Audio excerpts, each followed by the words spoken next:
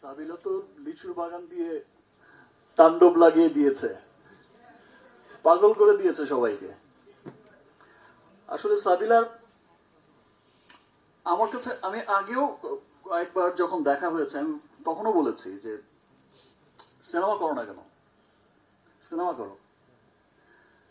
তো আর আমার কাছে না এই বিষয়টা কেমন শুনতেই ভালো লাগে না যে বড় পর্দা ছোট পর্দা। আমরা হচ্ছে অভিনেতা অভিনেত্রী, এটা এটা যে অঙ্গনেই হোক। আমরা টেলিভিশনও করব, আমরা সিনেমাও করব, আমরা আবার স্টেজ পারফরমেন্সও করব। আমাদের কাজই হচ্ছে মানুষকে বিনোদন দেয়া।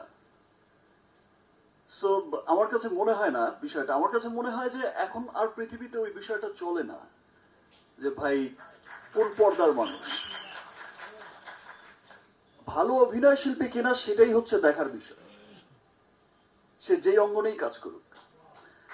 আর সাবিলা তো শুরুতে এসেই লিচুর বাগান দিয়ে কি যে আগুন লাগিয়ে দিল।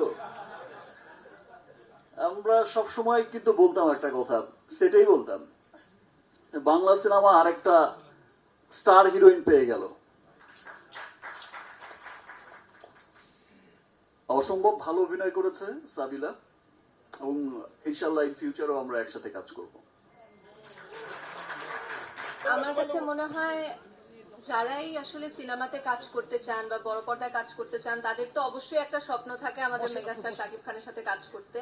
এবং এর আগেও আমি বিভিন্ন জায়গায় বলেছি যে আমি যখন বড় পর্দায় কাজ করব আমি এমন একটাই ছবি করতে চাই, যেটা তখন অবশ্যই নাম উল্লেখ করে বলিনি, কিন্তু এমন একটা ছবি করতে চাই যেখানে আমাদের মেগাস্টার শাকিব খান আছেন, এবং এমন একটা ছবি করতে চাই যেটা বাণিজ্যিকভাবে সফল হবে বা হওয়ার সম্ভাবনা আছে।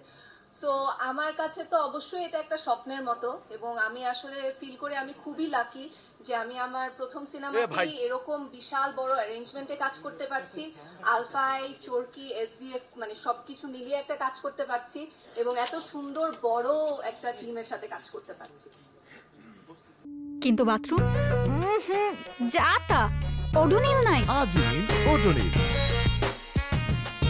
সুবাসিত ঘরে স্ট্যাটাস বাড়ে।